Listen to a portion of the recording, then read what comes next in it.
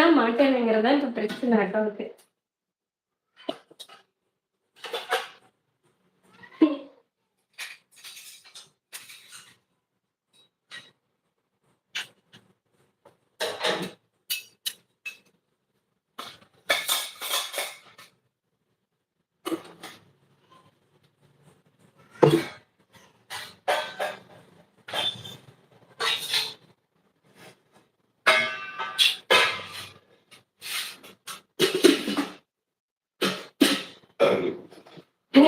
என்ன நடக்கும் என்று எனக்கு தெரியும் காதலன்னா, நாளை மதியம் தங்கை நிச்சயமா லைவ் போடுவாங்க காதலன்னா. மகிழ்ச்சி அக்கா அவங்களுடைய அன்புக்கு நிச்சயமா போடுவேன். வாங்க. அது என்னைக்காவது ஒரு நாள் வந்து அது முடியாம போனதுனால அப்படியே விட்டுட்டேன். அதுலயும் வீட்ல வர ரெஸ்ட்ரிக்ஷன்ஸ். ஸோ இன்னைக்கு வேணாம் விட்டுடு அப்படின்னு சொல்லிட்டு. அதனால தான் சரின்னு விட்டுட்டேன்.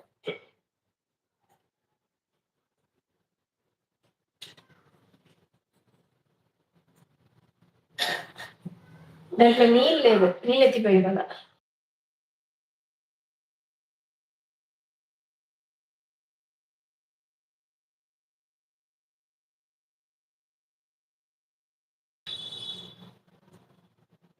தங்கை உங்களை நம்பி வாக்கு கொடுத்து விட்டேன். என்னை காப்பாற்றுங்கள் தங்கை.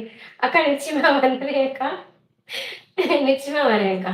நானும் என்ன நடக்கும் அதான் நான் லைவ் போடுவேன்னு சொல்லிருக்கீங்களா? நிச்சயமா வரேன்க்கா. கவலைப்படாதீங்க. உங்க தங்கை டான்னு வந்து நிற்பேன். டிங் டாங் கொரியர் மாதிரி. காதல் பிரதர் சொல்லிட்டாங்க, தங்கச்சி நான் 1000 ரூபாய் சம்பாதித்தால் தானும் தர்மம் 200 ரூபாய் கொடுக்கணும். யாரிடமும் சொல்லக்கூடாது. சொன்னல அறிந்துவிடும். இதுவரைக்கும் நான் உதவி செய்து கொண்டுதான் இருக்கிறேன். தங்கச்சி ஏழை எளியர்களுக்கு கண்டிப்பா. அது ஒரு நல்ல குணமும் கூட இல்லைங்களா?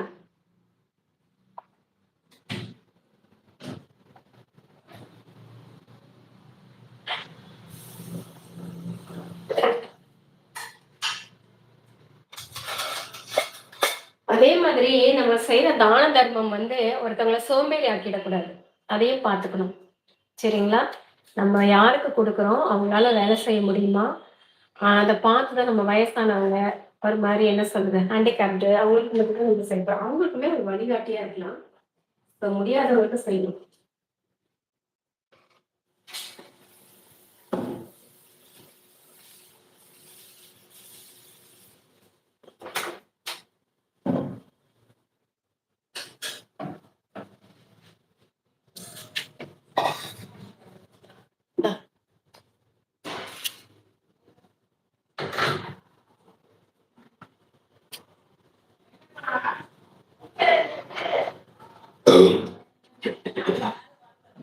நான் 1000 ரூபாய் சம்பாதித்தால் நானும் தர்மம் 200 ரூபாய்க்கு கொடுக்கணும். யாரிடமும் சொல்லக்கூடாது. சொன்னால் அது அழிஞ்சுவிடும்.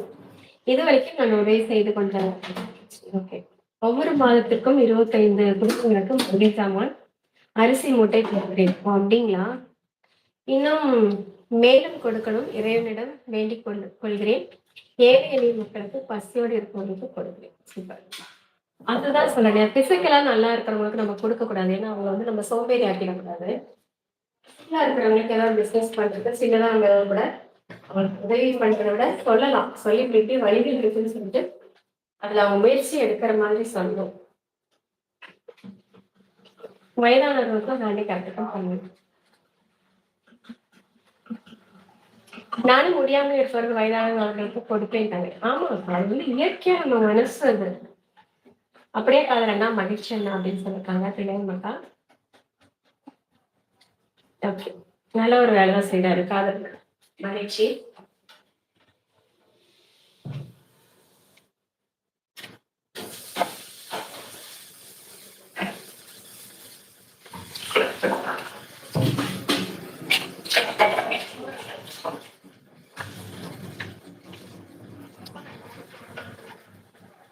நானும் முடியாமல் இருப்பவர்கள் வயதானவர்கள் அவங்களுக்கு தான் கொடுப்பேன். ஆமாக்கா, அதை கொஞ்சம் நம்ம பார்த்துக்கணும். நம்ம கொடுக்குற வரைக்கும் தான் அவங்க சாப்பிடுவாங்க. சரிங்களா? நம்மளால கொடுக்க முடியாமையோ ஏதோ ஒரு சூழ்நிலையில நம்ம ஸ்டாப் பண்ணிட்டோம்னா அடுத்து அவங்க நம்ம எதிர்பார்த்து நமக்காக அவங்க காத்துட்டு இருக்க கூடாது. அடுத்த சோர்ஸ் என்ன அப்படின்னா அவங்க கொண்டு போய் நம்ம முடிஞ்ச வரைக்கும் அவங்களுக்கு வந்து எடுத்து சொல்லி கொண்டு போகணும். அதுவும் ஒரு நல்ல குணம் இருக்கு. கொடுக்கறது மட்டும் இல்லாம அவங்க அடுத்த இடத்துக்கு கொண்டு போகணும். அதையும் நம்ம சொல்லிடணும்.